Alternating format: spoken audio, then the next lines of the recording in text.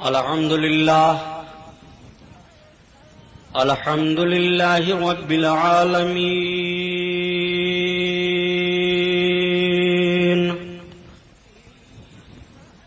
والصلاة والسلام على سيد المرسلين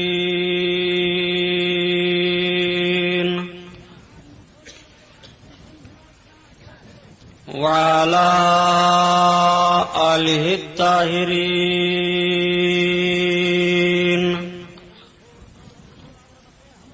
وأصحابه المطهرين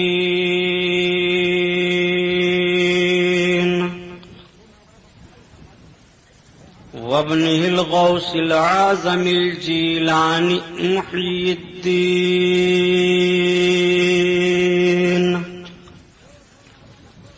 وأهل بيته أجمعين، أما بعد، فأعوذ بالله من الشيطان الرجيم، بسم الله الرحمن الرحيم. قال الله تعالى في القرآن العظيم والفرقان الحميد: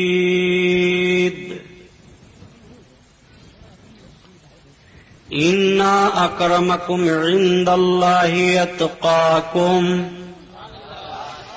صدق الله البصير القدير، وصدق رسوله البشير النذير، والحمد لله رب العالمين.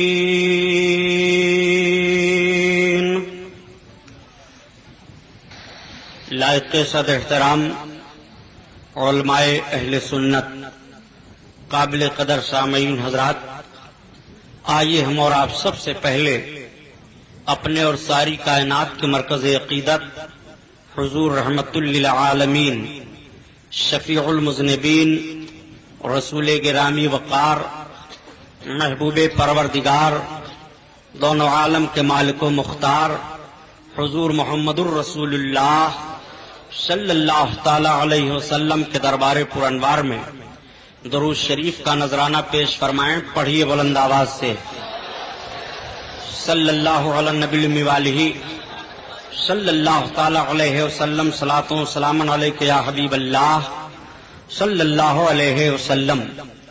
حصول نجات کے لیے پورا مجمع اور درود شریف پڑھ لیجیے. اللہم صلی علی سیدنا مولانا محمد معدن الجود والکرم وعلی آلہ وبارک وسلم، صلاۃ و سلام علیک یا رسول اللہ صلی اللہ تعالی علیہ وسلم.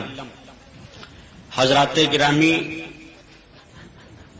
خطبہ مسنونہ کے بعد میں نے جو آیت کریمہ تلاوت کرنے کا شرف حاصل کیا ہے، انشاءاللہ تعالی تھوڑی دیر تک اس پر گفتگو کروں گا. لیکن آئیے سب سے پہلے حسب معمول نعت پاک رسول صلی اللہ تعالی علیہ وسلم کے کچھ اشعار سماعت فرما لیجئے. محبت سے درود شریف پڑھیے، پھر بات آگے بڑھ جائے. صلی اللہ علی نبی الموالہ صلی اللہ تعالی علیہ وسلم، صلاۃ و سلام علیک یا حبیب اللہ صلی اللہ علیہ وسلم. اعلی حضرت عظیم البرکت، آیت من آیات اللہ، معجزۃ من معجزات رسول اللہ، امام احمد رضا خان علیہ الرحمت و رضوان کی مقدس نعت پاک کے کچھ اشعار سماعت فرمائیے. زمین و زمان تمہارے لیے، مکین و مکان تمہارے لیے، تمہارے لیے. زمین و زمان تمہارے لیے، مکین و مکان تمہارے لیے، تمہارے لیے. چنین و چونا تمہارے لیے، بنے دو جہاں تمہارے لیے، تمہارے لیے. یا رسول اللہ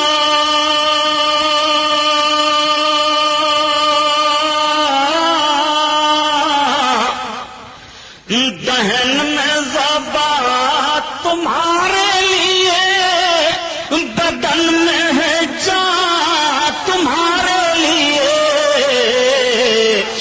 ہمارے یہاں تمہارے لیے وہ کہیں وہاں تمہارے لیے زمین و زمان تمہارے لیے مکین و مکان تمہارے لیے اشارے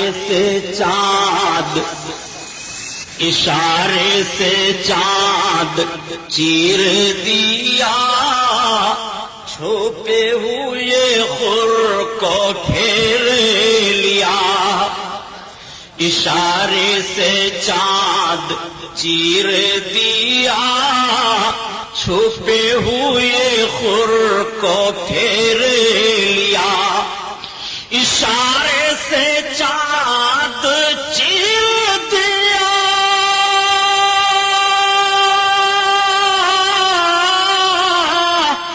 چھپے ہوئے خور کو گھیر لیا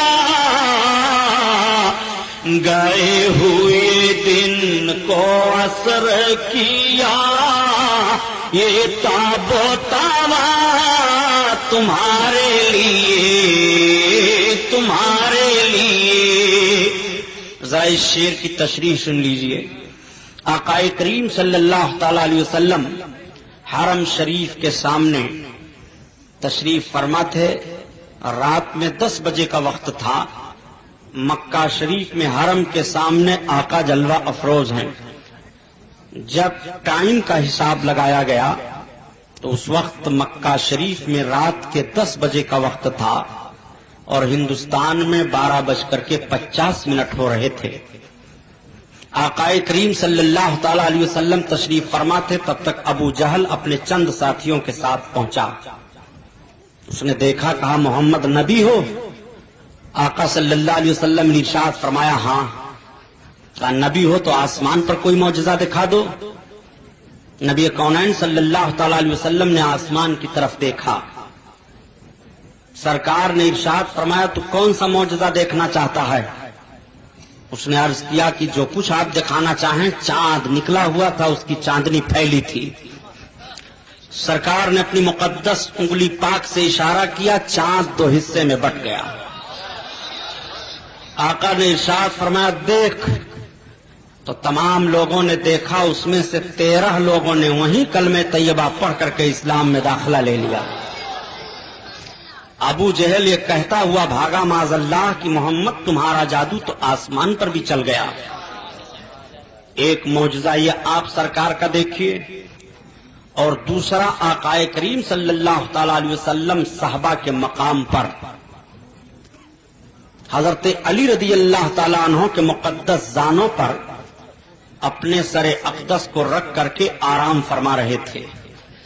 اللہ کے حبیب نے عصر کی نماز ادا فرما لی تھی اور حضرت علی رضی اللہ تعالیٰ عنہ کسی وجہ سے عصر کی نماز نہیں پڑھے تھے. سورج ڈوبنے کے قریب ہوا. حضرت علی رضی اللہ تعالیٰ عنہ کبھی آسمان کے سورج کی طرف دیکھتے ہیں اور کبھی سارے جہان کے سورج کی طرف دیکھتے ہیں.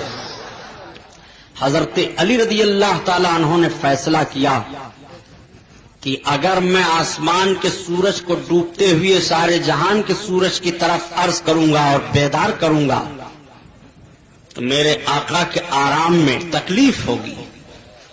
حضرت علی کو یہ احساس ہوا کہ نبی کونین کو جگاؤں گا تو تکلیف ہوگی. ذرا جگانے پر غور فرمائیے. حضرت علی سوچ رہے ہیں اگر سرکار کو میں جگا دوں گا کس چیز کے لیے؟ نماز کے لیے. یا رسول اللہ میں نے ابھی عصر کی نماز نہیں پڑھی ہے اور سورج ڈوب رہا ہے, صرف اس بنیاد پر میں اپنے آقا کو جگاؤں گا تو تکلیف ہوگی. یہ کوئی بھاری تکلیف تو نہیں ہے. حضرت علی سرکار کو بیدار کر دیتے تو کیا آقا ناراض ہوتے؟ معاذ اللہ. نماز کی بات تھی مگر حضرت علی کی محبت ملاحظہ فرمائیے. حضرت علی کی محبت نے فیصلہ دیا کہ محبت رسول پہلے ہے اور عبادت بعد میں ہے. اگر محبت قضا ہو گئی تو محبت کی ادا نہیں ہوتی ہے، عبادت قضا ہو گئی تو عبادت کی ادا ہو سکتی ہے. حضرت علی رضی اللہ تعالیٰ عنہ نے سرکار کو بیدار نہیں کیا. نجدی ذہن و فکر رکھنے والے جو لوگ ہیں وہ سن لیں گے بہت غور سے. آقا کریم صلی اللہ تعالی علیہ وسلم کو حضرت علی نے بیدار نہیں کیا. آنکھوں سے آنسو گر گئے.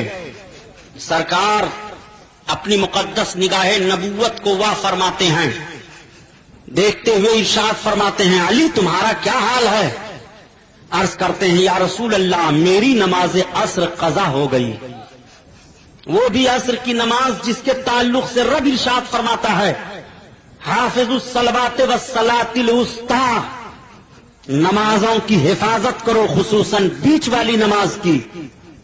حضرت علی کی عصر کی نماز قضا ہوئی. آقا ارشاد فرماتے تمہارا حال کیا ہے؟ عرض کرتے ہیں یا رسول اللہ میری نماز عصر قضا ہو گئی. آپ کتابوں کو کھنگال ڈالو اور ان لوگوں سے پوچھو جو ٹولی بنا بنا کر کے گھومتے ہیں اور سیرت رسول بیان کرتے ہیں کہ نبی کونین نے نماز کے تعلق سے حضرت علی کو اس پر ڈانٹا، حضرت علی کو کچھ کہا. جیسے سرکار فرماتے ہیں علی تمہارا حال کیا ہے؟ عرض کرتے ہیں یا رسول اللہ میری نماز عصر قضا ہو گئی ہے. تو نبی کونین کے دستے پاک رب کی بارگاہ میں اٹھ گئے. آقا رب کی بارگاہ میں دعا مانگتے ہوئے عرض کرتے ہیں پروردگار علی تیرے اور تیرے محبوب کی طاعت میں تھے، ان کے لیے ڈوبے ہوئے سورج کو پلٹا دے. نبی کی مقدس زبان سے یہ الفاظ ادا ہوتے ہیں کہ آسمان پر ڈوبا ہوا سورج پلٹ آتا ہے. کئی مرتبہ سورج رکا ہے سرکار کے حکم پر؟ 3 مرتبہ. آپ سنتے رہے ہیں 1 مرتبہ کا واقعہ، مگر یہ سورج 3 بار نبی کونین کے حکم پر رکا ہے. ایک تو حضرت علی کے لیے پلٹا، ڈوبنے سے رکا، اور دوسرے جب میرے سرکار صلی اللہ تعالی علیہ وسلم معراج شریف میں تشریف لے گئے تھے اور سرکار واپس آئے تھے اور آقا نے کفاران مکہ کے سامنے بیان کیا تھا کہ میں نے تمہارے فلاں قافلہ کو دیکھا ہے، وہ کل سورج ڈوبنے سے پہلے پہلے مکہ آ جائے گا. سورج ڈوبنے لگا، قافلہ نہیں آیا. نبی کونین نے اشارہ فرمایا سورج ٹھہر جا، جب تک قافلہ نہیں پہنچے گا تب تک تجھے آگے بڑھنا نہیں ہے. اور 1 مرتبہ میرے سرکار صلی اللہ علیہ وسلم نے غزوہ خندق کے موقع پر ارشاد فرمایا تھا سورج ٹھہر جا، بھی عصر کی نماز میں نے نہیں ادا کی ہے. سورج ٹھہر گیا تھا. جب میرے آقا ارشاد فرماتے ہیں سورج ٹھہر جاتا ہے، اعلی حضرت انہی دونوں معجزات کو اپنے شعر میں بیان فرماتے ہیں. اشارے سے چاند چیر دیا، چھوتے ہوئے خور کو پھیر لیا. اشارے سے چاند چیر دیا، چھوتے ہوئے خور کو پھیر لیا. گئے ہوئے دن کو عصر کیا، یہ تاب و توا تمہارے لیے، تمہارے لیے. زمین و زمان تمہارے لیے، مکین و مکان تمہارے لیے، تمہارے لیے. یہ شعر پڑھا کرو تو غریب نہیں رہ جاؤ گے انشاءاللہ، بیماریوں سے شفا پا جاؤ گے انشاءاللہ تعالی. اس شعر کو نبی کونین صلی اللہ علیہ وسلم نے قبول فرما لیا ہے. اور دیکھو اعلی حضرت عظیم البرکت کیا بیان فرماتے ہیں. خلیل و نجی مسیح و صفی سبھی سے کہیں نہ بنی. حضرت ابراہیم علیہ الصلوۃ والتسلیم کا لقب خلیل ہے اور حضرت آدم علیہ السلام کا لقب صفی ہے. حضرت نوح علیہ السلام کا لقب نجی ہے. حضرت عیسیٰ علیہ السلام کا لقب مسیح ہے. اعلی حضرت عظیم البرکت قیامت کا ایک نقشہ بیان فرماتے ہیں کہ جب قیامت کا میدان ہوگا، اولین و آخرین سب جمع ہوں گے نبی کونین صلی اللہ علیہ وسلم کی عظمت ملاحظہ کرو، اسی سے پتہ چل جائے گا کہ امام حسین کی عظمت کا حال کیا ہے۔ اللہ کے رسول صلی اللہ تعالی علیہ وسلم کا وقار دیکھو، سارے اولین و آخرین قیامت کے میدان میں جمع ہوں گے، نفسی نفسی کا عالم ہوگا، اتنی گرمی چھوٹے گی کہ 10 سال کی سورج کی گرمی ایک دن میں جمع کر دی جائے گی۔ حدیث شریف میں ہے کہ جسموں سے اتنے پسینے بہیں گے کہ لوگ پسینوں میں غوطہ لگائیں گے، کشتی اس میں بہہ جائے، بڑا بدن بھڑک اٹھیں گے گرمی سے، زبانیں پیاس سے باہر آ جائیں گی۔ اعلی حضرت عظیم البرکت دعا مانگتے ہیں رب کی بارگاہ میں، اور دعا مانگنے کا ڈھنگ بتاتے ہیں، یا الہی گرمی محشر سے جب بھڑکیں بدن، دامن محبوب کی ٹھنڈی ہوا کا ساتھ ہو، اور یا الہی جب زبانیں باہر آئیں پیاس سے، صاحب کوثر شہ جود و عطا کا ساتھ ہو، نفسی نفسی کا عالم ہوگا، باپ بیٹے سے منہ پھیر لے گا، بیٹا باپ سے منہ پھیر لے گا، بھائی بھائی سے منہ پھیر لے گا، بیوی شوہر میں جدائی ہوگی۔ اگر شوہر و بیوی کی ملاقات ہو جائے گی اور شوہر کہے گا تو میری بیوی ہے، یا بیوی کہے گی تو میرا شوہر ہے، تو دونوں انکار کر دیں گے کہ میری تیری شادی ہی نہیں ہوئی تھی۔ تو قیامت کا ماحول ہوگا، وہ نفسی نفسی کا عالم ہوگا، ایک دوسرا دوسرے سے منہ ملانے کے لیے تیار نہیں ہوگا۔ آپ غور کرو، قیامت کا یہ میدان ہم کو اور آپ کو دیکھنا ہے، اور قیامت کے میدان میں اکٹھا ہونا ہے۔ اس طرح کا حال یا تو 1000 برس کا عرصہ گزرے گا، یا تو 7000 برس کا عرصہ گزر جائے گا، اور یا تو 12000 برس کا عرصہ گزرے گا، یا تو 25000 برس کا عرصہ گزر جائے گا۔ ایسے عالم میں لوگ ہوں گے، قیامت کا ایک دن 25000 برس 50000 برس کا ہوگا۔ اللہ اکبر، سارے اہل محشر جمع ہیں، اب سب لوگ مددگار تلاشیں گے کہ ہماری کوئی اللہ کی بارگاہ میں مدد کر دے۔ تو سب سے پہلے حضرت آدم علیہ السلام کی بارگاہ میں حاضر ہوں گے، اور حضرت آدم علیہ السلام کی بارگاہ میں حاضر ہو کر کے عرض کریں گے کہ حضور آپ ابو البشر ہو، آج ہماری مدد کر دو، آج ہماری فریاد کو پہنچ جاؤ۔ تو حضرت آدم علیہ السلام انکار فرمائیں گے، ارشاد فرمائیں گے اذهبوا الى غیری، نفسی نفسی، میرے علاوہ کہیں اور جاؤ۔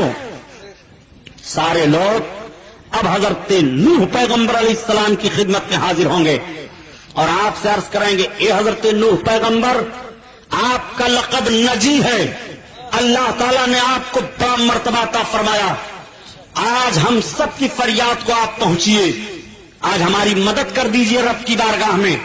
تو حضرت نوح پیغمبر بھی یہی ارشاد فرمائیں گے اذهبوا الى غیری، نفسی نفسی، میرے علاوہ کہیں اور جاؤ۔ اب سارے لوگ حضرت ابراہیم خلیل اللہ علیہ السلام کی بارگاہ میں پہنچیں گے، اور آپ سے عرض کریں گے کہ یہ حضرت ابراہیم خلیل، آپ کا بڑا مرتبہ ہے، آپ خلت کے درجہ پر فائز تھے، آج ہماری حالت کو آپ دیکھیے اور ہماری مدد کر دیجئے۔ تو حضرت ابراہیم بھی فرمائیں گے میرے علاوہ کہیں اور جاؤ۔ ایک بات میں بتا دوں جری مری کے مسلمانوں، آپ جب اپنی دکانوں پر بیٹھتے ہو تو کچھ ایسے بھی گندے ذہن و فکر کے لوگ ہوتے ہیں جو ایک جملہ کہہ دیا کرتے ہیں کہ کسی نبی سے اور ولی سے مدد نہیں لینی چاہیے۔ میں ان نجدی ذہن و فکر رکھنے والے بدماشوں سے سوال کرتا ہوں کہ قیامت کے دن تم حضرت آدم سے مدد نہیں مانگو گے، حضرت نوح پیغمبر سے مدد نہیں مانگو گے، حضرت ابراہیم خلیل اللہ سے مدد نہیں مانگو گے، اور قیامت کے دن یہ اولو العزم پیغمبران یہ نہیں ارشاد فرمائیں گے کہ آج کہاں شرک کرنے کے لیے آ گئے ہو، آج تو ڈائریکٹ رب کی بارگاہ میں پہنچ جاؤ، نہیں، بلکہ سارے لوگ یہی مدد مانگ رہے ہیں، اے حضرت آدم علیہ السلام اور رب کی بارگاہ میں ہماری مدد فرما دیجئے، حضرت ابراہیم رب کی بارگاہ میں ہماری مدد کر دیجئے، حضرت نوح رب کی بارگاہ میں ہماری مدد کر دیجئے، اور یہ سب کے سب ارشاد فرماتے ہیں میرے علاوہ کہیں اور جاؤ۔ کیوں کہیں اور بھیجا جا رہا ہے؟ اب آپ کہاں جائیں گے؟ اب سارے لوگ حضرت عیسیٰ پیغمبر علیہ السلام کی بارگاہ میں آئیں گے، اور حضرت عیسیٰ سے عرض کریں گے کہ حضور آپ مدد کر دیجئے. حضرت عیسیٰ علیہ السلام بھی یہ ارشاد فرمائیں کہ میرے علاوہ کہیں اور جاؤ. آخر یہ تمام جگہوں پر گھمایا کیوں جا رہا ہے؟ آج آپ مقرروں سے، کتابوں میں، محدثوں سے، اماموں سے، دانشوروں سے، سب سے سنتے پڑھتے آئے ہو کہ قیامت کے میدان میں آقائے کریم صلی اللہ علیہ وسلم ہی سب کی مدد فرمائیں گے. تو ہونا تو یہ چاہیے کہ سب سے پہلے سارے اہل محشر سرکار کی بارگاہ میں چلے جائیں، لیکن سب سرکار کی بارگاہ میں جانا بھول گئے ہیں. کسی کو یاد ہی نہیں آ رہا ہے کہ چلو آقا کی بارگاہ میں چلا جائے. سب کے دلوں سے یہ بات محو کر دی گئی ہے، ذہن و فکر سے یہ خیال نکل گیا ہے. اب حضرت عیسیٰ علیہ السلام سے سوال کریں گے کہ ہم جائیں کہاں؟ علماء بیان فرماتے ہیں محدثین، اس میں حکمت الہیہ یہ ہے کہ اگر ڈائریکٹ سب سرکار کی بارگاہ میں پہنچ جاتے تو کہنے والا یہ کہہ سکتا تھا کہ جو کام قیامت میں حضرت آدم نے کر دیا امتیوں کے لیے، یا حضرت نوح نے کر دیا، یا حضرت ابراہیم نے کر دیا، اگر ہم ان لوگوں کی بارگاہ میں جاتے یہ کام سب ہمارا کر دیتے تو لوگ کہتے کہ یہ کام پھر محمد ہی کی خصوصیت کیا ہے، اس کے لیے تو ہم جس پیغمبر کی بھی خدمت میں جاتے وہ کر دیتا. اس لیے پہلے تمہیں حضرت آدم سے لے کر کے اور حضرت عیسیٰ تک سب کی بارگاہ میں گھما لیا گیا کہ تاکہ پتہ چل جائے کہ جو کام کوئی امت کے لیے قیامت کے دن نہیں کر سکتا ہے وہ کام اپنی امت کی مدد کے لیے محمد رسول اللہ فرمائیں گے. اب سارے لوگ حضرت عیسیٰ پیغمبر علیہ السلام سے ارشاد کریں گے کہ حضور ہمیں پتہ بتاؤ ہم جائیں کہاں؟ تو حضرت عیسیٰ علیہ السلام فرمائیں گے اذهبوا الی محمد صلی اللہ علیہ وسلم، چلو سب کے سب محمد علیہ السلام کی طرف چلو. جیسے سرکار کا نام سب سنیں گے سب سرکار کی طرف بھاگیں گے. اعلی حضرت اسی کو بیان فرماتے ہیں، خلیل و نجی مسیح و صفی سبھی سے کہیں نہ بنی. خلیل و نجی مسیح و صفی سبھی سے کہیں نہ بنی. خلیل و نجی مسیح و صفی سبھی سے کہیں نہ بنی. یہ بے خبری کی خلق پھری کہاں سے کہاں تمہارے لیے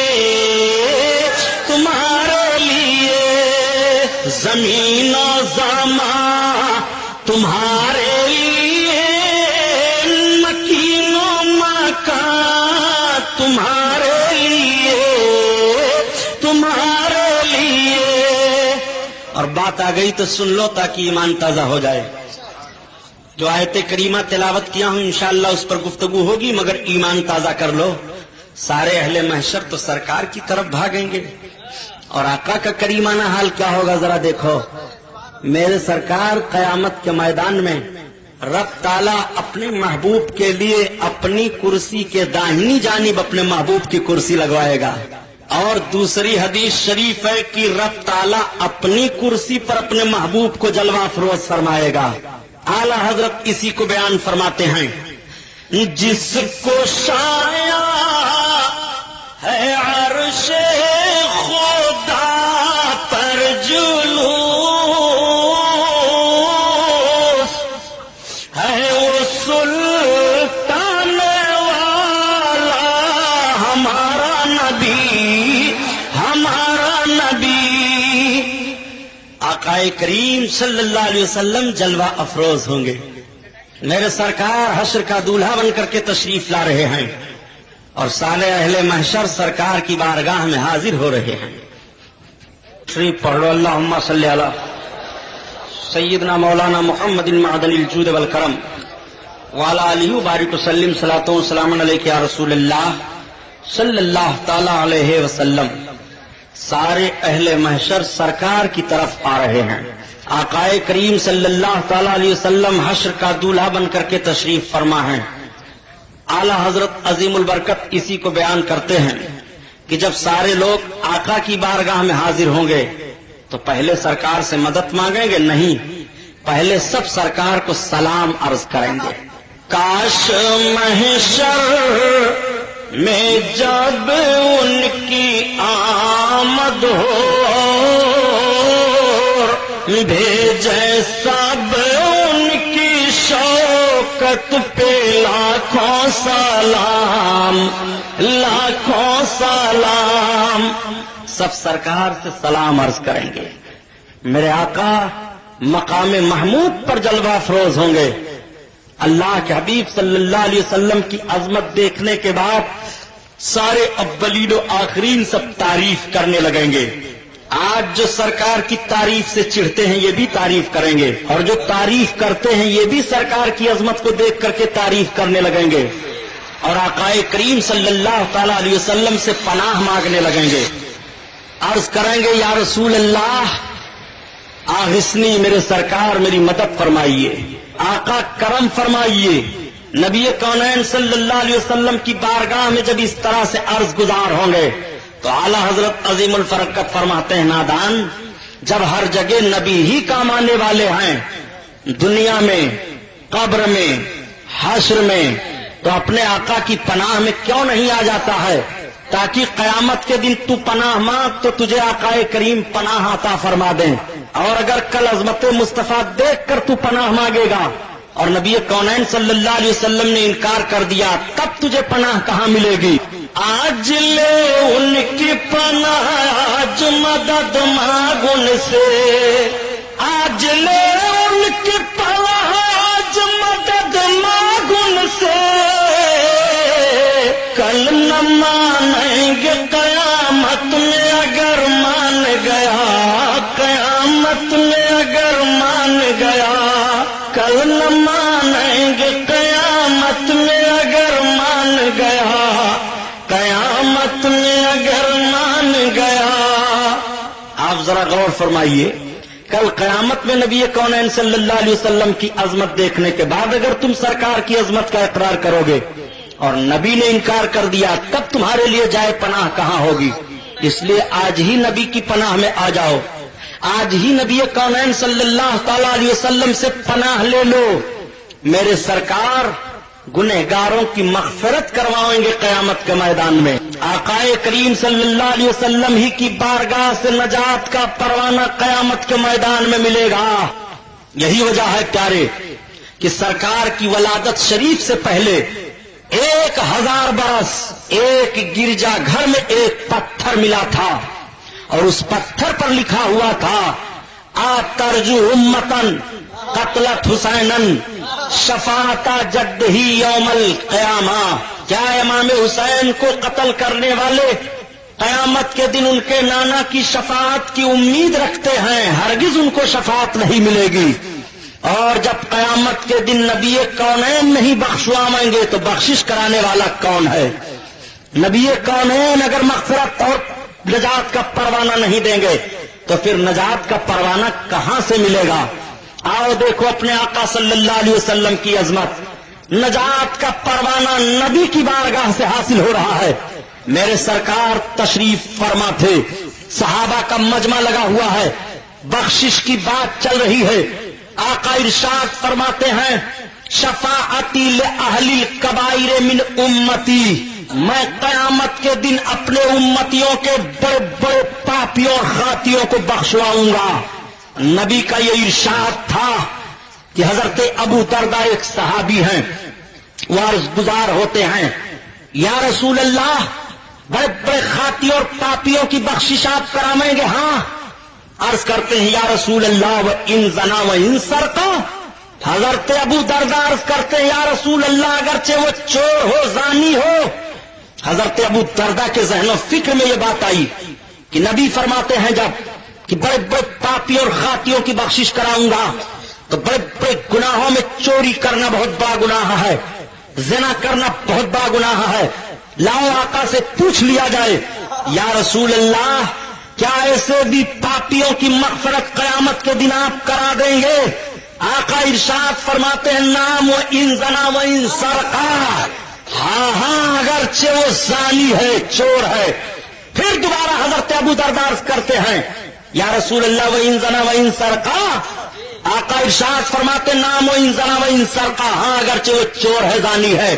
تبھی تو اعلیٰ حضرت عظیم البرکت عرض گزار ہوتے ہیں یا رسول اللہ بد سہی چور سہی مجرم ناکارہ سہی، بد سہی چور سہی مجرم ناکارہ سہی،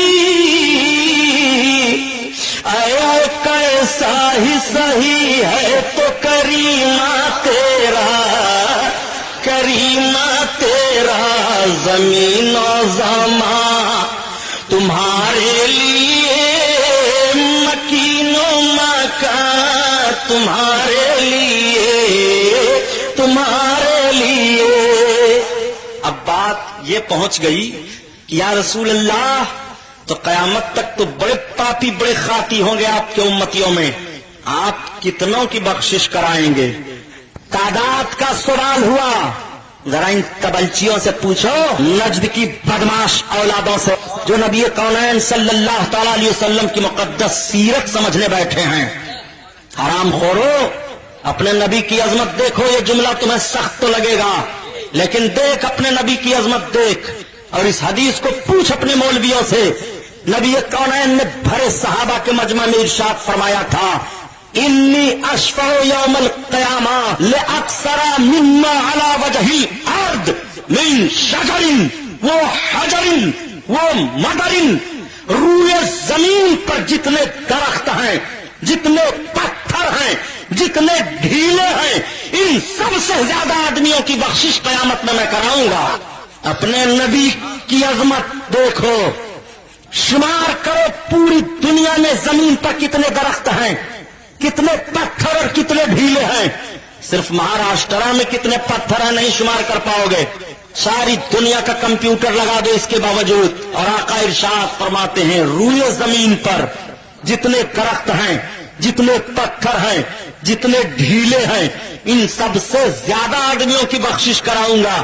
تو اعلیٰ حضرت اسی پر عرض گزار ہوتے ہیں یا رسول اللہ ایک میں کیا میرے سیاہ کی حقیقت کتنی، ایک میں کیا میرے سیاہ کی حقیقت کتنی، مجھ سے 100 لاکھ کو کافی ہے اشارہ تیرا، اشارہ تیرا زمین و زمان تمہارے لیے، مکین و مکان تمہارے لیے، تمہارے لیے، چنین و چونا تمہارے لیے، بنے دو جہاں تمہارے لیے، تمہارے لیے. درود شریف صلی اللہ علیہ نبی والی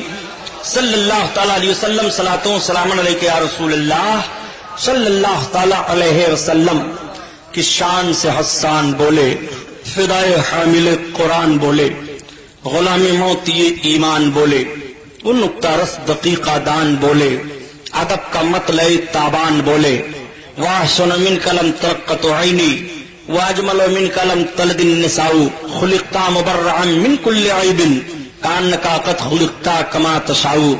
ہزار بار بشویم دہنز مشک و گلاب، ہنوز نام تو گفتن کمال بے ادبیست.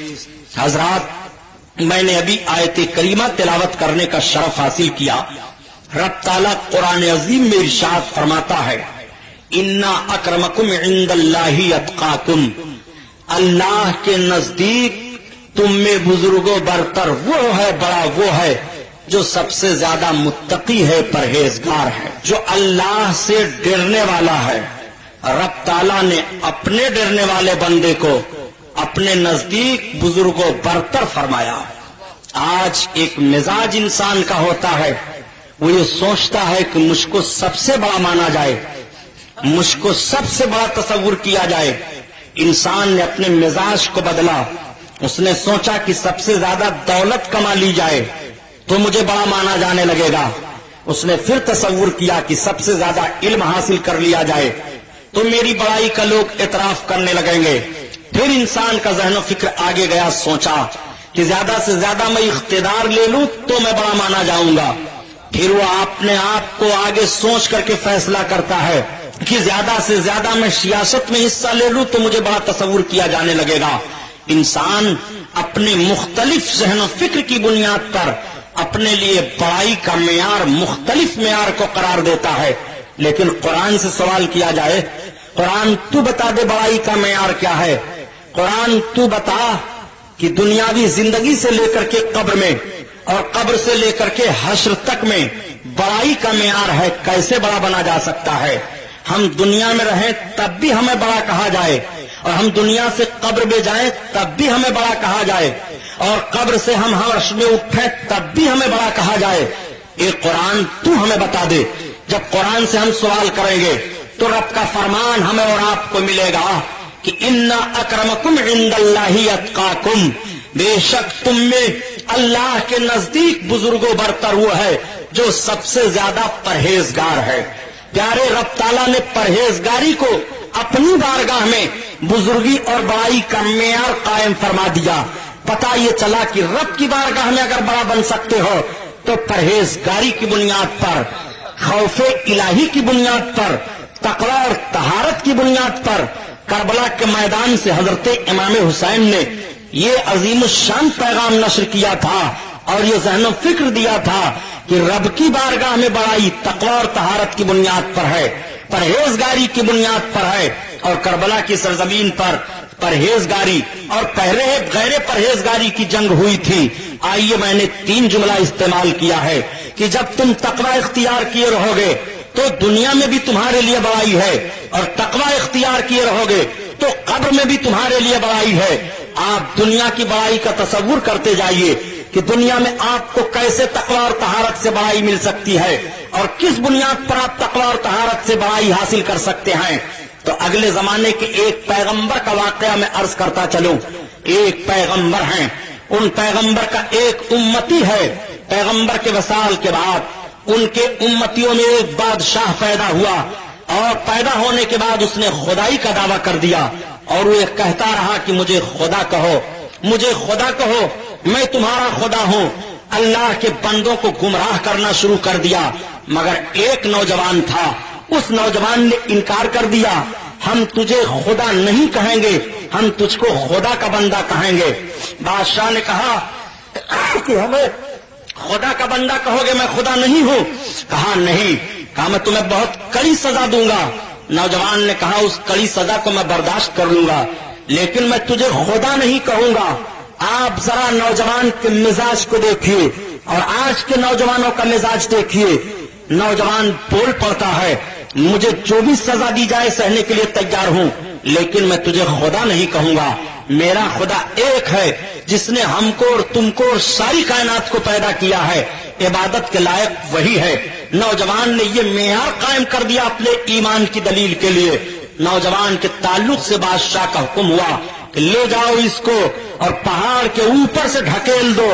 جب پہاڑ کے اوپر سے لے گئے اور اس کو ڈھکیلا تو ڈھکیلنے والے خود گر جاتے ہیں, مر جاتے ہیں, مگر نوجوان کھڑا ہو کر کے مسکرا رہا ہے. نوجوان کی پیشی پھر بادشاہ کے سامنے ہوئی, تو مرا نہیں؟ نوجوان نے کہا مجھے مارنے والا میرا خدا ہے. کہا لے جاؤ اس کو اور پہاڑی کے اوپر تلوار سے قتل کر دو.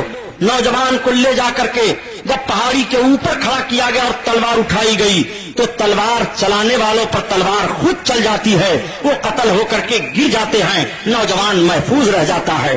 بادشاہ نے پوچھا تم قتل نہیں ہوئے؟ کہا رب تعالیٰ مجھے مارنے والا ہے, تمہارے مارنے سے میں نہیں مروں گا. ذرا نوجوان کے ذہن و فکر کے دیکھو, نوجوان کا بھروسہ رب پر دیکھو.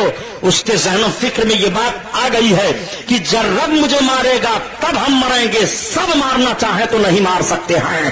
جب رب مارنا چاہے گا کم موت ہوگی, جب رب مارنا چاہے گا تب زندگی ختم ہوگی, جب رب مارنا چاہے گا تب ہماری سانس ٹوٹے گی. سب مارنا چاہیں نہیں مار سکتے ہیں, اور رب مارنا چاہے تو سب بچا نہیں سکتے ہیں. یہ ذہن و فکر نوجوان نے دیا. یہ ہوا کہ نوجوان کو لے جاؤ اور کھولتے ہوئے تیل میں ڈالو, نوجوان نے کہا سنو، مجھے تم کسی بھی حالت میں نہیں مار سکتے ہو۔ بادشاہ نے کہا نوجوان یہ بتا، کیا تیری موت ہی نہیں ہے؟ کیا تو خدا ہے؟ کہا یہی تو میں سمجھانا چاہتا ہوں کہ جو خدا ہے اس کو موت نہیں آتی، میں خدا کا بندہ ہوں، مجھے موت آئے گی۔ کہا تم مرے گا کیسے؟ کہا میں اس صورت میں مروں گا کہ مجھ کو میرے رب کے نام سے مارا جائے اور میرے رب کے نام سے میرے اوپر تیر چھوڑ دیا جائے، بے اسم رب حاضل غلام، یہ کہہ کر کے میرے اوپر تیر چھوڑا جائے، میں مر جاؤں گا۔ چنانچہ نوجوان کھڑا ہوتا ہے اور نوجوان کی طرف تیر پھینکا جاتا ہے، بے اسم رب حاضل غلام، اس غلام کے رب کے نام سے اس کو مارا جا رہا ہے۔ تیر لگا، غلام کا انتقال ہو جاتا ہے، لیکن خلق خدا دیکھ رہی ہے اور کہہ رہی ہے کہ جو غلام کا رب ہے وہی ہمارا رب ہے۔ سارے لوگ پڑھ رہے ہیں آمنا برب حاضل غلام، آمنا برب حاضل غلام، ہم سب ایمان لے آئے اس غلام کے رب پر۔ نوجوان جاتے جاتے دنیا کو ذہن و فکر دے جاتا ہے کہ اگر تمہارا بھروسہ رب پر ہے تو دیکھو رب تمہاری حفاظت کیسے فرماتا ہے، اور تمہارا بھروسہ سب پر ہے تو تمہارے لیے موت کس طرح سے واقع ہو جاتی ہے۔ اس نوجوان کے ذہن و فکر سے ہمیں یہ ذہن ملا کہ تقویٰ، طہارت اور خوف الہی دنیا کی زندگی میں کامیابی کی ضمانت ہے، دنیا کی زندگی میں کامیابی کی ضمانت ہے خوف الہی۔ آؤ بات کو سمجھتے چلو پیارے کہ تقویٰ طہارت سے دنیا میں بڑائی کیسے ملتی ہے۔ دیکھو پرہیزگاری سے کس طرح سے بڑائی حاصل کر لیا نوجوان نے، خوف الہی سے کس طرح سے بڑائی حاصل کر لیا نوجوان نے۔ دنیا میں رہنے کے بعد اگر وقار کا جیون آپ چاہتے ہیں تو ضرورت اس بات کی ہے کہ آپ کے اندر خوف الہی ہونا چاہیے۔ جب تک اللہ کا خوف نہیں ہوگا اور آپ قبر کا تصور نہیں کریں گے تب تک آپ گناہوں سے بچ نہیں سکتے ہیں۔ خلیفہ دوم کو کون نہیں جانتا؟ حضرت عمر فاروق اعظم رضی اللہ تعالیٰ عنہ، یہی حضرت عمر فاروق اعظم رضی اللہ تعالیٰ عنہ ہیں۔ حضرت عمر فاروق اعظم رضی اللہ تعالیٰ عنہ نے ایک مرتبہ سفر کیا اور آپ جا رہے تھے پہاڑیوں کے درمیان، آپ کو پیاس لگ جاتی ہے۔ حضرت عمر فاروق اعظم نے دیکھا کہ ایک چرواہا اپنی بکریوں کو چرا رہا ہے، اس کے قریب گئے اور جانے کے بعد اونٹ سے اتر کر کے کہتے ہیں چرواہے تمہارے پاس پانی ہے؟ اس نے کہا نہیں۔ کہا مجھے بڑی شدت کی پیاس لگی ہوئی ہے، کیا تمہارے پاس دودھ ہے؟ چرواہے نے کہا نہیں۔ کہا کیا تم اپنی کسی بکری سے ہمیں دودھ نکالنے کی اجازت دے سکتے ہو کہ میں دودھ پی لوں، میری پیاس بجھ جائے؟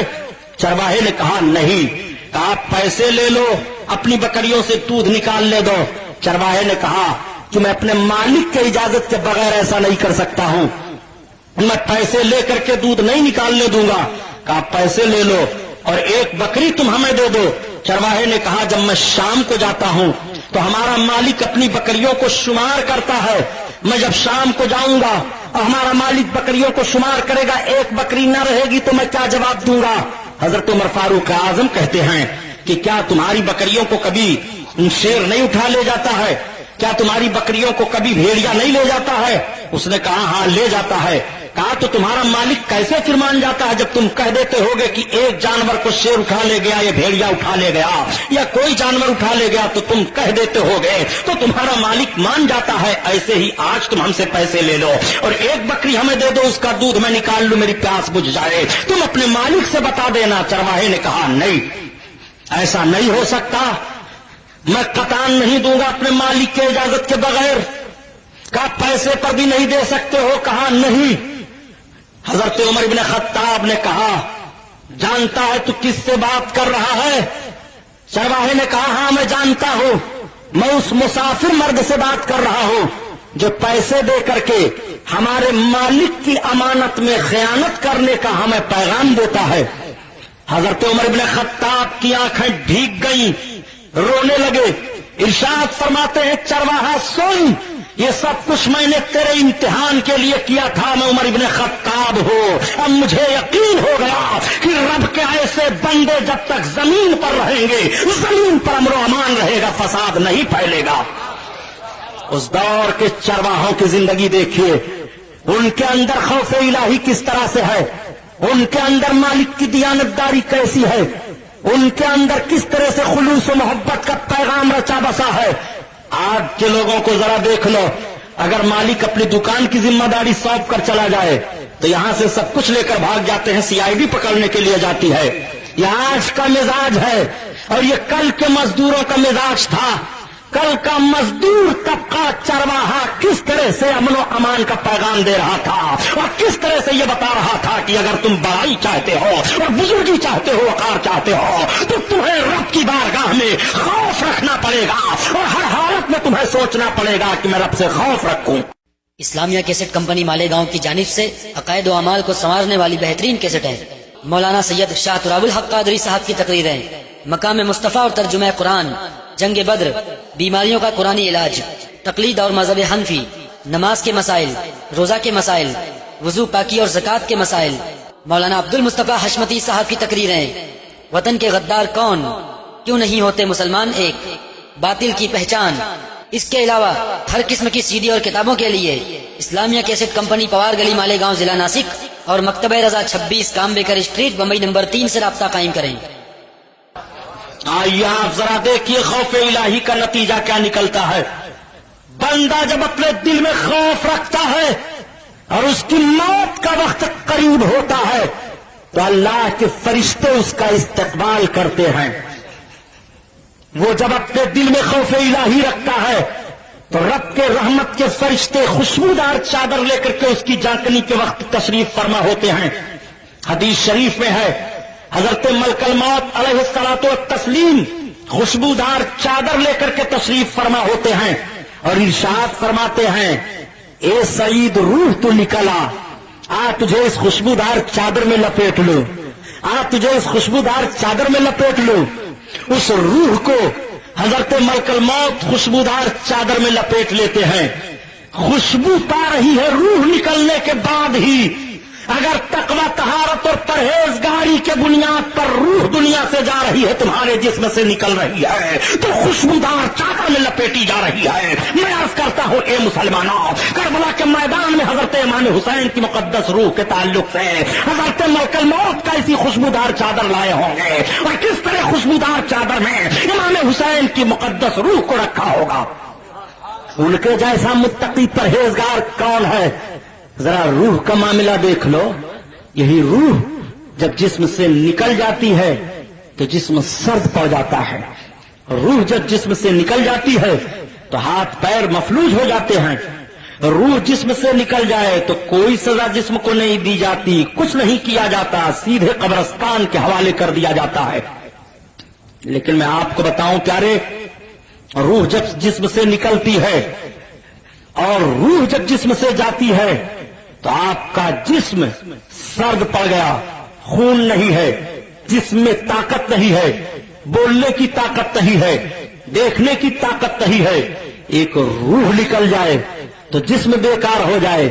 اور پیارے، روح کے لیے جو جان عشق محمد ہے، خوف الہی ہے، وہ تمہاری روح سے نکل جائے تو روح میں کہاں طاقت ہو سکتی ہے؟ جسم کے لیے طاقت روح ہے اور روح کے لیے طاقت خوف الہی ہے. اللہ کا خوف جب ہوگا تو روح تقی ہوگی، اللہ کا خوف جب ہوگا تو روح کو قوت ہوگی. اور جب روح کو قوت ہوتی ہے پیارے تو پھر انسان اتنی ترقی کر لیتا ہے، اتنی ترقی کر لیتا ہے کہ آج مادیت ترقی کر گئی ہے تو یہی بول رہا ہے، امریکہ میں آواز سنائی دے رہی ہے. اور کل جب اس کی روح نے ترقی کر لیا تھا تو یہ مدینہ بول رہا تھا، کربلا سنائی دے رہا تھا، اور کربلا بول رہا تھا، مدینہ سنائی دے رہا تھا، مدینہ میں بول رہا تھا اور مقام نہاوند میں اس کی آواز پہنچ رہی تھی. یہ مدینہ بول رہا تھا اور اس کی آواز ساری دنیا میں پہنچ رہی تھی. کل یہ روح کی ترقی تھی، آج مادیت کی ترقی ہے. جب روح ترقی کرتی ہے تو وسائل ختم ہو جاتے ہیں، آواز پہنچتی رہتی ہے. مادیت میں وسائل کی ضرورت پڑتی ہے اور روحانیت میں وسائل کی ضرورت نہیں پڑتی ہے. ایک بات اور بتا دوں پیارے، آ گئی ہے تو روح جب بیمار ہوتی ہے، جسم بیمار ہوتا ہے، آپ کو تو یہ یقین ہی ہے. تو جب جسم بیمار ہوتا ہے تو ذہن و فکر کو دوڑاؤ، کیا روح نہیں بیمار ہوتی ہے؟ آخر جسم کیوں بیمار ہوتا ہے؟ غذا صحیح نہ ملے تو جسم بیمار ہو جاتا ہے.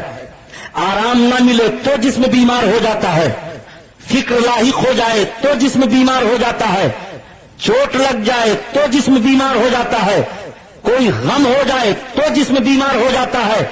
جسم کے بیمار ہونے کے اسباب ہیں اور اسباب ہی سے جسم بیمار ہوتا ہے۔ صحیح غذا نہ ملے، صحیح پانی نہ ملے، صحیح اس کی زندگی نہ گزرے، غم لاحق ہو جائے تو جسم بیمار ہو جاتا ہے۔ یہ سب جسم کے بیماری کے وجوہات ہیں۔ آخر روح کیسے بیمار ہوتی ہے؟ جب صحیح عبادت نہ ہو تو روح بیمار ہو جاتی ہے، جب قرآن کی تلاوت نہ ہو تو روح بیمار ہو جاتی ہے، جب مسجد کی طرف قدم نہ اٹھے تو روح بیمار ہو جاتی ہے، جب دل میں خوف الہی نہ رہے تو روح بیمار ہو جاتی ہے، جب نظریں بے حیائیوں کے لیے اٹھ جائے تو روح بیمار ہو جاتی ہے، جب ماں باپ کا احترام ختم ہو جائے تو روح بیمار ہو جاتی ہے، جب دل سے خوف الہی نکل جائے تو روح بیمار ہو جاتی ہے۔ نبی کونین ارشاد فرماتے ہیں کہ تم موت کو یاد کیا کرو تاکہ گناہوں سے بچو۔ جب موت کو یاد کرو گے تو تمہاری روح بیمار نہیں ہوگی، اور گناہوں سے بچو گے تو تمہاری روح بیمار نہیں ہوگی۔ روح کو تقویت دو مسلمانوں، اور جب مسلمان کی روح مطمئن ہوتی ہے، اللہ اکبر، بات چل رہی تھی روح کے نکلنے کی، خوشبودار چادر میں روح لپیٹی جاتی ہے اور اس روح کو لے کر کے حضرت ملک الموت عالم برزخ میں جو اس کا مقام رہتا ہے وہاں رکھ دیتے ہیں۔ لیکن جب خراب روح کو لینے کے لیے آتے ہیں، کانٹے دار چادر ہوتی ہے اور کانٹے دار چادر سے کو لے کر کے کہتے ہیں ایک خبیث روح تو نکلا، اس خبیث روح کو اس کانٹے دار چادر میں لپیٹ لیتے ہیں۔ یہ تو حدیث شریف ہے۔ روح نکلی، نکلنے کے بعد تجہیز و تکفین کا انتظام ہوا، اور انتظام ہونے کے بعد قبرستان میں آپ نے اس جنازہ کو پہنچا دیا۔ قبرستان میں آپ جب قدم رکھتے ہیں تو نبی کونین کے فرمان کو آپ نے سنا ہے کیا کرنا چاہیے؟ نبی کونین صلی اللہ علیہ وسلم ارشاد فرماتے ہیں کہ جب تم قبرستان میں داخل ہو تو سلام کرو قبر والوں کو، السلام علیکم یا اہل القبور، ایک قبر والوں تمہیں سلامتی ہو۔ آخر قبر والوں کو کیوں سلام کیا جا رہا ہے؟ اس کا مطلب قبر والے سن رہے ہیں، تب تو قبر والوں کو سلام کیا جا رہا ہے۔ ارے پیارے عام مومنین ہوں، جب ان کو سلام کرنے کا قبر میں حکم ہے قبر والوں کو سلام کرو، وہ سن رہے ہیں، تو جن کے صدقے میں ایمان ملا ہے نبی کونین صلی اللہ علیہ وسلم کی مقدس زندگی کا حال کیا ہوگا؟ میرے سرکار کیوں نہیں اپنے قبر انور میں زندہ ہیں؟ کبھی تو اجمل سلطان پوری نے کہہ دیا کہ قبر میں ہوئی نصیب جب زیارت حبیب، قبر میں ہوئی نصیب جب زیارت حبیب، جب زیارت حبیب، مرکز حیات پر زندگی ٹھہر گئی، مرکز حیات پر زندگی ٹھہر گئی، زندگی ٹھہر گئی۔ اللہ اکبر۔ آقا ارشاد فرماتے ہیں قبر والوں کو سلام کرو۔ میرے آقا صلی اللہ تعالی علیہ وسلم نے جب جنگ بدر کیا تھا اور جنگ بدر ہوئی تھی، ابو جہل مارا گیا تھا اور ایک گڑھے میں ابو جہل کو ڈال دیا گیا، تو سرکار کھڑے ہو کر کے کہہ رہے تھے اے فلاں کافر، اے فلاں کافر، اے ابو جہل، کیا میں نہیں کہتا تھا کہ اللہ والی فوج غالب آئے گی؟ تو صحابہ نے عرض کیا یا رسول اللہ، یہ سب تو مر کٹ گئے ہیں، کیا یہ سن رہے ہیں؟ آقا ارشاد فرماتے ہیں جتنا یہ سن رہے ہیں اتنا تم نہیں سن رہے ہو۔ یہ تو عام لوگوں کے لیے ہے، اور مرد مومن کے سننے کا معاملہ کیا ہوگا پیارے؟ حضرت علامہ شیخ عبدالعزیز محدث دہلوی رحمت اللہ علیہ ارشاد فرماتے ہیں روح را قرب و بود مکانی یکساں است، روح کے لیے دوری اور نزدیکی ایک کر دی جاتی ہے، روح کے لیے نہ دور رہ جاتا ہے، دور کے لیے نہ نزدیک کا معاملہ ہوتا ہے، روح کے لیے سب برابر کر دیا جاتا ہے۔ اللہ اکبر۔ مرد مومن کو لے کر کے آپ قبرستان میں پہنچے۔ ایک بات اور عرض کر دوں، جنازہ پڑھا جاتا ہے، نماز جنازہ پڑھی جاتی ہے کہ کیوں پڑھی جاتی ہے نا نماز جنازہ؟ پیچھے رکھ کر کے جنازہ پڑھتے ہیں کہ آگے رکھتے ہیں؟ صحیح بتائیے گا۔ جری مری میں ایک ایسی بات بتا کر جاؤں گا کہ سویرے سوچتے رہو گے۔ پیچھے جنازہ کر لیا جائے تو ان لوگوں کو چاہیے وہ پیچھے نماز پڑھیں، اپنے مردوں کو پیچھے کر دیں، آگے خود کھڑے ہو جائیں۔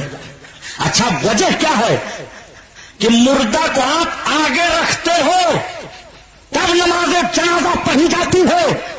آخر نماز ہی پڑھنی ہے تو جنازہ پیچھے کر دو، سارے لوگ کھڑے ہو جاؤ، سب سے نماز پڑھو، تو کیا نماز نہیں ہوگی؟ نماز تو ہو ہی جائے گی پیارے، مگر مردہ کو آپ آگے کیوں رکھتے ہو، پیچھے کیوں نہیں رکھا، یا بغل میں کیوں نہیں رکھا، داہنی طرف یا بائیں طرف کیوں نہیں رکھا، سامنے کیوں رکھتے ہو، بیچ صف میں سامنے امام کے؟ کس لیے مردہ رکھا جاتا ہے؟ اس لیے رکھا جاتا ہے تاکہ اس کی تعظیم ہو، تکریم ہو۔ نماز جنازہ کی تکریم اور تعظیم کے لیے مردہ کو سامنے کیا جاتا ہے، اس کی عزت بڑھائی جاتی ہے۔ لأنہ تعظیم، اس لیے کہ اس کی تعظیم ہے، تعظیم کے لیے جنازہ سامنے رکھتے ہو۔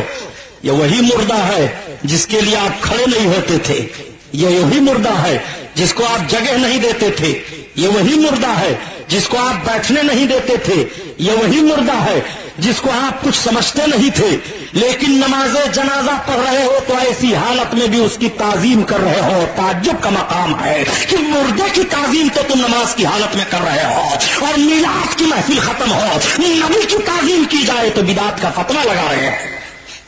آؤ سوچو، نماز جنازہ ہو گئی، آپ قبر کے قریب مردے کو لے کر کے گئے، مردے کو آپ نے قبر میں اتارا، بڑے ادب و احترام کے ساتھ، بڑے ہی لحاظ کے ساتھ، اور اتارنے کے بعد جب آپ اس کو رکھتے ہیں تو دعا پڑھتے ہیں، بسم اللہ علی ملت رسول اللہ۔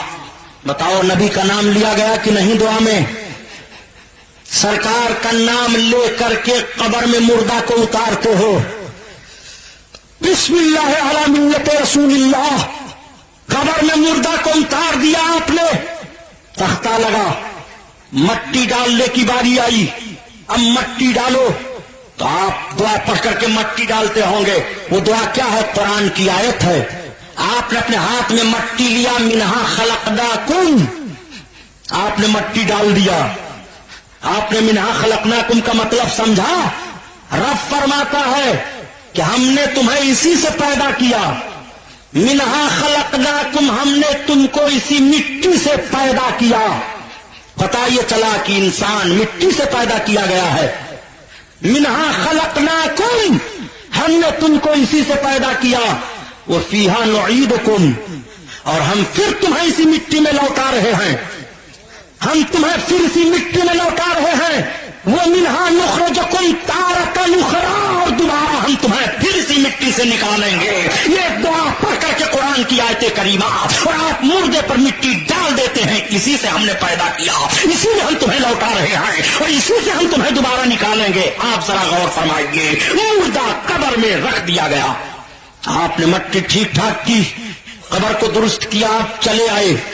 اب ذرا منظر قبر کا سامنے رکھو، مرد مومن ایک سی ڈنٹ سے مرنے والا مرا ہے، پوسٹ مارٹم ہوا ہے، اس کے جسم کا ایک ایک حصہ الگ ہو گیا ہے، اکٹھا لپیٹ کر کے کپڑے میں اس کو رکھا جا رہا ہے، اس کی آنکھیں سلامت نہیں ہیں، اس کے جسم کے ٹکڑے ہو چکے ہیں، تھوڑی دیر کا عرصہ گزرا، قبر کے اندر کا معاملہ اب ذرا دیکھو۔ یہ کون بیان کر رہا ہے قبر کے اندر کا معاملہ؟ نبی کونین بیان فرما رہے ہیں۔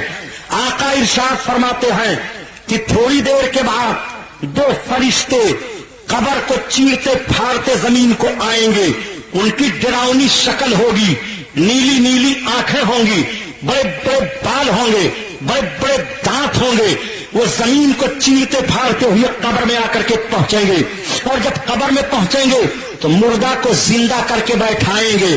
وہ مردہ زندہ ہو کر بیٹھ گیا، ابھی وہ مرا ہے، اس کے جسم کا ایک ایک حصہ الگ ہو گیا ہے، لیکن وہ مردہ زندہ ہو کر کے قبر میں بیٹھ رہا ہے۔ میں آپ سے پوچھنا چاہتا ہوں، قبر میں حضرت منکر نکیر مردوں کو زندہ کر رہے ہیں، رب نے یہ طاقت انہیں دے دی ہے، تو کیا اپنے محبوب کو طاقت نہیں دیا ہے؟ اپنے محبوبوں کے محبوبوں کو طاقت نہیں دی ہے؟ خدا کی قسم، حضرت منکر نکیر کو یہ طاقت نبی کونین کے صدقہ میں ملی ہے۔ درود شریف پڑھیے، پھر بات آگے بڑھ جائے۔ اللہم صلی علی سیدنا مولانا محمد معدن الجود والکرم وعلی آلہ وبارک وسلم صلاۃ و سلام علیک یا رسول اللہ صلی اللہ تعالی علیہ وسلم. میں عرض کر رہا تھا قبر کے تعلق سے. آقا کریم صلی اللہ علیہ وسلم ارشاد فرماتے ہیں وہ اٹھا کر کے مردہ کو بیٹھائیں گے. آپ نے علماء سے سنا ہوگا, خطبہ سے سنا ہوگا, کتابوں میں آپ نے پڑھا ہوگا, اور آپ سنتے رہتے ہیں کہ اللہ کے وہ دونوں فرشتے قبر میں 2-3 سوال کریں گے مردے سے. ان کی ڈیوٹی 3 سوالات کرنے کی ہے. اسلام آنے سے پہلے قبر میں عذاب تو ہوتا تھا نیکی اور بدی کی بنیاد پر, لیکن اسلام آنے سے پہلے قبر میں سوالات نہیں ہوتے تھے. قبر میں سوالات یہ ہمارے نبی کریم صلی اللہ تعالی علیہ وسلم کے مبعوث ہونے سے ہونے لگے. اور سن لو پیارے, 3 قسم کے خطاؤں کا عذاب قبر میں ہوتا ہے.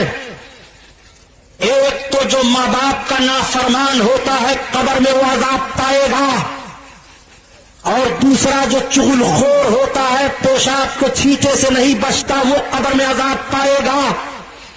اور تیسرا جو تاریک نماز ہوتا ہے, نماز چھوڑتا ہے, وہ قبر میں عذاب پائے گا.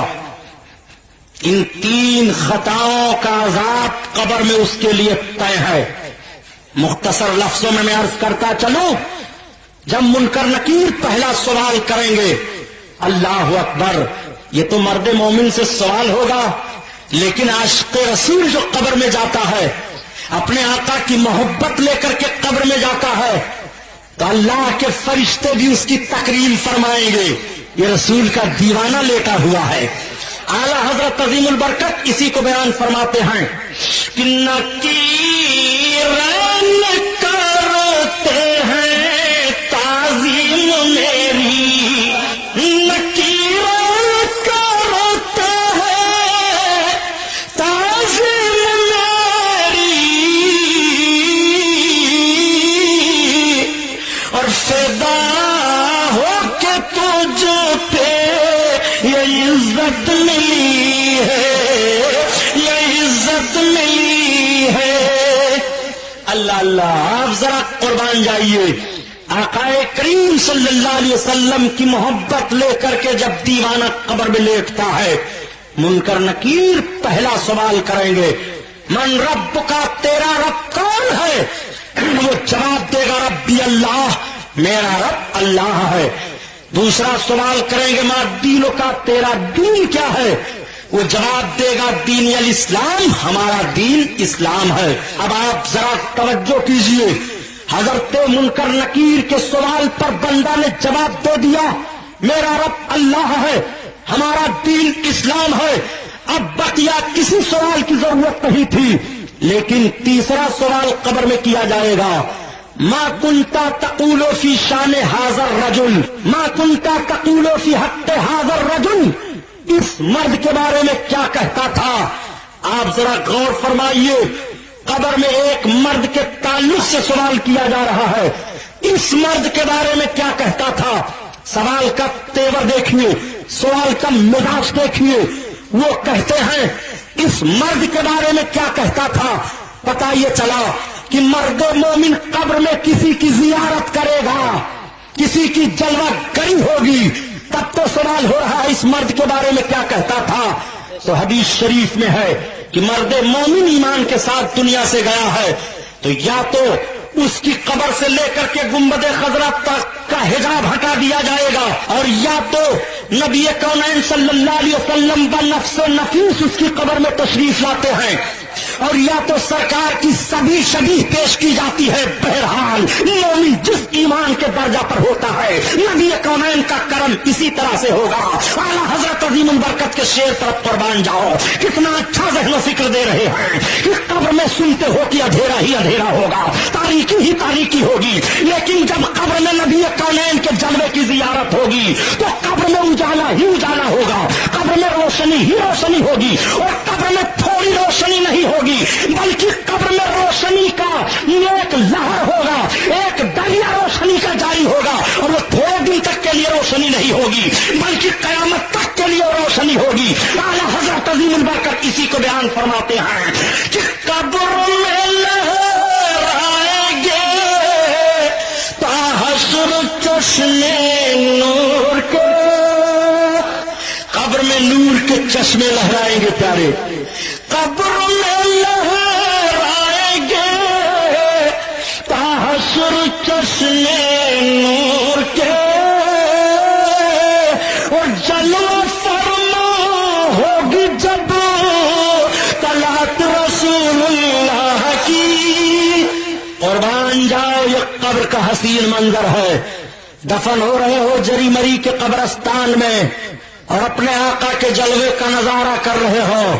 کتنا خوش نصیب ہے مسلمان، اگر ایمان کے ساتھ جائے تو مرنے کے بعد اپنے آقا کے جلوے کا نظارہ ہوتا ہے، اپنے آقا کی زیارت کرتا ہے۔ آقا کریم صلی اللہ تعالی علیہ وسلم نے کس کس طرح سے نہیں نوازا ہے۔ ابھی درود شریف کی بات چل رہی تھی، قبر کی بات آ گئی تو میں عرض کروں پیارے، نبی کونین پر درود پاک پڑھنے سے قبر کے عذاب سے کیسے چھٹکارا ملتا ہے۔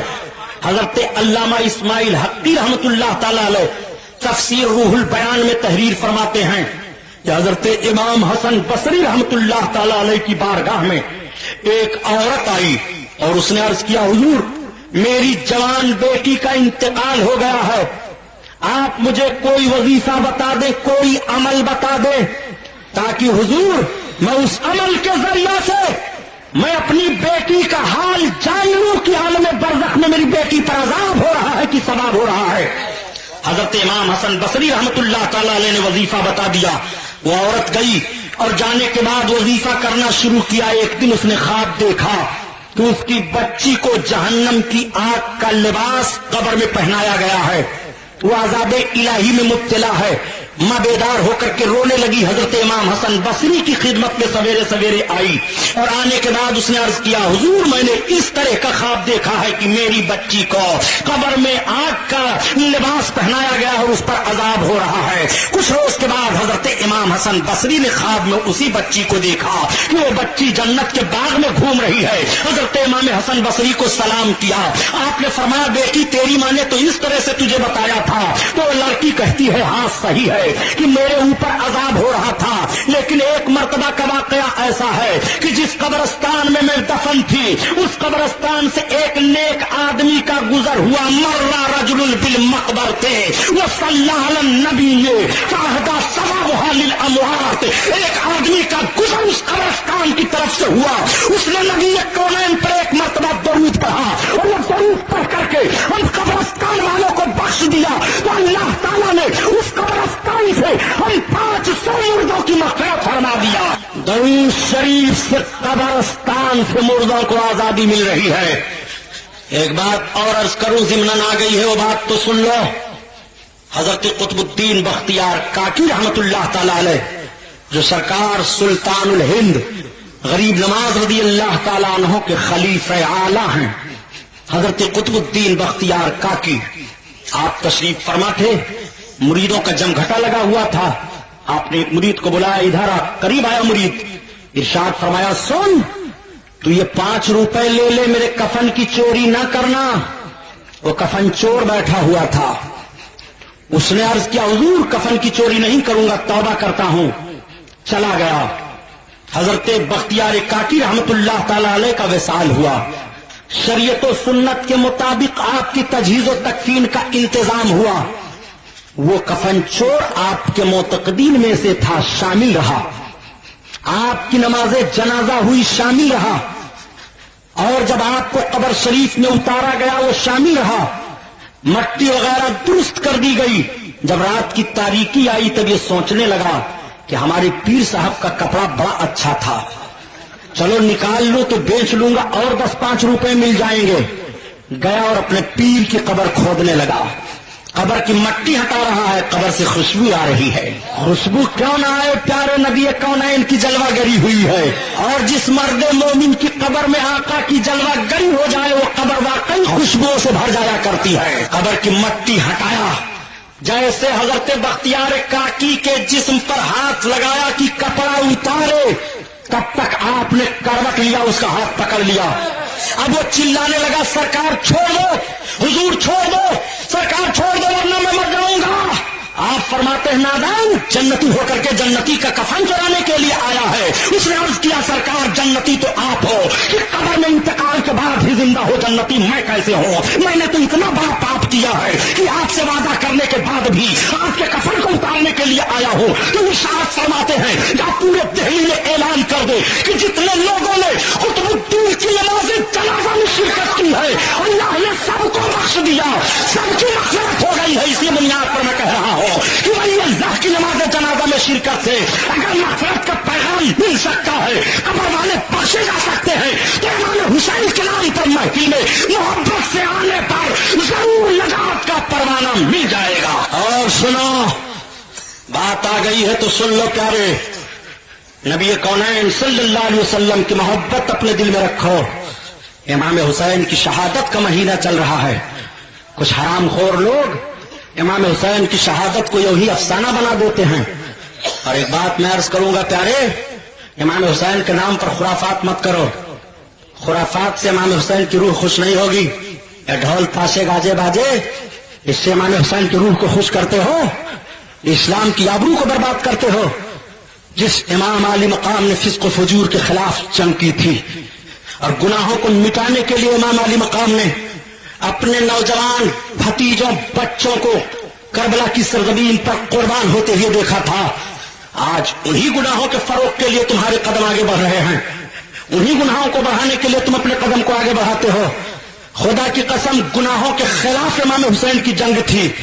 جب بد عقیدہ لوگ پیدا ہو گئے تھے خارجی, تو حضرت امام حسین کے باپ نے جنگ کی تھی حضرت علی نے, اور ایک ایک بد عقیدہ کو چن چن کر کے مارا تھا اور مروایا تھا حضرت علی نے. اور جب بدعملی کی بنیاد پر اسلام کا چہرہ مسخ کیا جانے لگا تو بیٹے نے تلوار اٹھا لی تھی. باپ نے بد عقیدوں کا فیصلہ کر دیا تھا اور بیٹا بدعملوں کا فیصلہ کر دے رہا ہے, اور بتا دیا جا رہا ہے قتل حسین اصل میں مرگ یزید ہے, اسلام زندہ ہوتا ہے ہر کربلا کے بعد. مزاج سمجھو, حضرت امام حسین کی محبت اپنے دل میں رکھو, قبر میں انشاءاللہ آرام پاؤ گے. امام حسین کا نام لیوا قبر میں آرام سے رہے گا. بتاؤں کیسے؟ واقعہ تو عجیب لگے گا لیکن کتابوں کا حوالہ انہی کے گھر سے ہے. حضرت غوث پاک کا ایک واقعہ بڑا مشہور و معروف ہے. سرکار غوث پاک کا ایک دھوبی تھا کپڑا دھونے والا, اس کا انتقال ہو گیا. جب وہ قبر میں رکھا گیا اور منکر نکیر علیہ الصلوۃ والتسلیم آئے, سوال کرنا شروع کیا کہ تیرا رب کون ہے؟ کہا میں غوث پاک کا دھوبی ہوں. تیرا دین کیا ہے؟ میں غوث پاک کا دھوبی ہوں. تو کیا کہتا تھا اس مرد کے بارے میں غوث پاک کا دھوبی ہوں. فرشتے عرض کرتے میرے مولا یہ معاملہ کیا ہے؟ ندا آئی میں نے اپنے بندے کو بخش دیا. ذرا تشریح دیکھو علماء کی, یہ انہی کے گھر کی بات ہے. کتاب کا حوالہ لینا ہوگا تو الفاظات الیومیہ نام ہے کتاب کا, اس میں دیکھ ڈالنا. اشرف علی تھانوی ہی نے لکھا ہے اس واقعے کو. سنو کیا بات پیدا ہوئی. علماء بیان فرماتے ہیں مطلب اس کا یہ تھا, اللہ کے فرشتوں میں غوث پاک کا دھوبی ہوں. جو غوث کا رب ہے وہی ہمارا ہے, جو غوث کا دین ہے وہی ہمارا دین ہے, اور جو غوث پاک رسول اللہ کے تعلق سے کہہ رہے ہیں وہی میں کہہ رہا ہوں. رب تعالیٰ نے بخش دیا, مغفرت کا پیغام مل گیا. تو غوث پاک کی طرف نسبت کرنے سے قبر میں مغفرت کا پیغام مل جائے, تو امام حسین کی طرف نسبت کرنے سے بخشش کا پیغام نہیں ملے گا. ارے شنیدم کی در روز امید و بیم بدارہ بنے کا ببخشت کریم. شیخ سعدی رحمت اللہ علیہ فرماتے ہیں کہ میں نے سنا ہے کہ قیامت کے دن اللہ تعالیٰ اچھوں کے صدقہ میں بروں کی بخشش فرما دے گا. امام حسین سے محبت رکھو. قبر کی بات آ گئی تو عرض کرتا چلوں. میں نے 2 بات عرض کر دی. تیسری بات ہے کہ قبر میں عذاب ہوتا ہے. عذاب کس بنیاد پر عذاب ہوتا ہے؟ چغل خوری سے, پیشاب کے چھینٹوں سے نہ بچنے پر. آقا ارشاد فرماتے ہیں پیشاب کے چھینٹوں سے بچا کرو. یہ کھڑے کھڑے موت رہے ہیں, اتنا موتتے ہیں کھڑے کھڑے کہ روڈ بدبو کرنے لگتا ہے. یہ جملہ نہیں کہنا چاہیے. مسلمان ہو, شرافت کا دستور پیش کرو یار. مسلمان بن کر کے جیو, مسلمان بن کر کے مرو. پیشاب کی چھینٹوں سے بچو. چغل خوری جو کرتا ہے اور پیشاب کے چھینٹوں سے نہیں بچتا ہے, قبر میں اس کو عذاب دیا جائے گا. میرے آقا صلی اللہ علیہ وسلم تشریف لے جا رہے تھے. پوری حدیث کا واقعہ نہیں بیان کرنا ہے, صرف ذہن میں بات ڈال کر کے نتیجے پر غور کروانا چاہتا ہوں.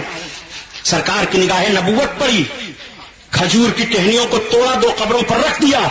ارشاد فرمایا اس میں 2 قبر والے ہیں جن کو عذاب ہو رہا ہے. ایک کو چغل خوری کی بنیاد پر عذاب ہو رہا ہے, اور دوسرا پیشاب کے چھینٹوں سے نہیں بچتا تھا, اس بنیاد پر عذاب ہو رہا ہے.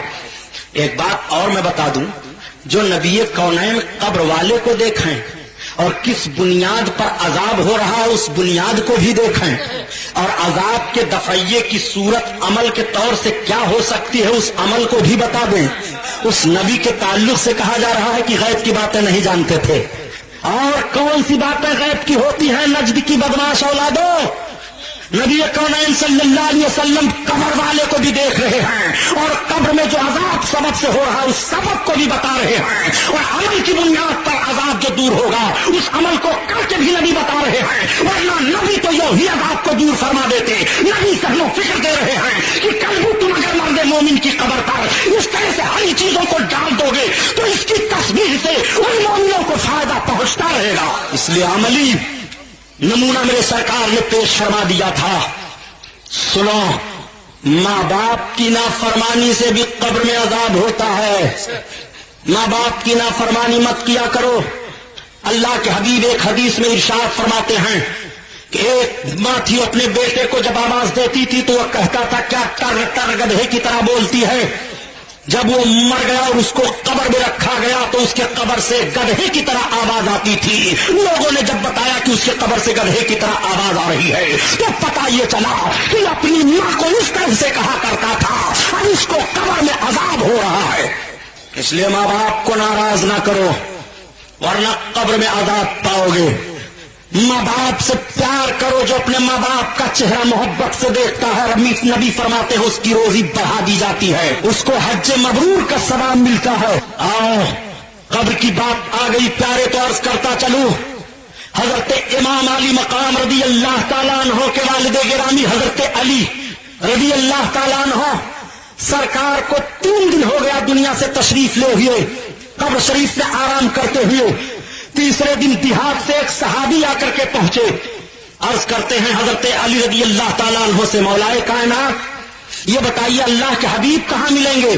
میں سرکار سے ملنے آیا ہوں. تب تک حضرت علی رضی اللہ تعالیٰ عنہ کی آنکھیں بھیگ گئی, رونے لگے. آپ نے فرمایا شاید تمہیں پتا نہیں ہے, یہ دیکھو جو قبر شریف تمہیں سامنے دکھائی دے رہی ہے یہ تمہارے نبی کونین ہی کی مقدس قبر انور ہے. آج 3 دن کا عرصہ گزر گیا, میرے سرکار تشریف لے گئے.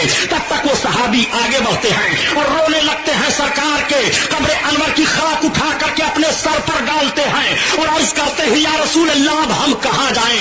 اپنی فریاد لے کر کے رب تعالیٰ نے قرآن میں حکم دیا ہے کہ جب تم اپنی جانوں پر زور کر بیٹھو میرے محبوب کی بارگاہ میں آؤ اور میرے محبوب تمہارے لیے میری بارگاہ میں معافی مانگ دے تو اللہ تعالیٰ تمہاری خطاؤں کو معاف کر دے گا. یا رسول اللہ اب ہم جائیں کہاں؟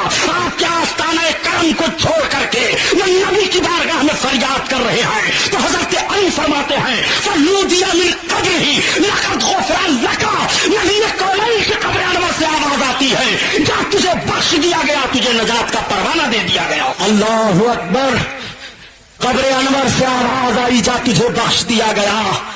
اسی لیے تو اعلیٰ حضرت عظیم البرکت فرماتے ہیں کہ تو زندہ ہے اللہ, تو زندہ ہے اللہ, اور میرے چشم عالم سے چھپ جانے والے, چھپ جانے والے.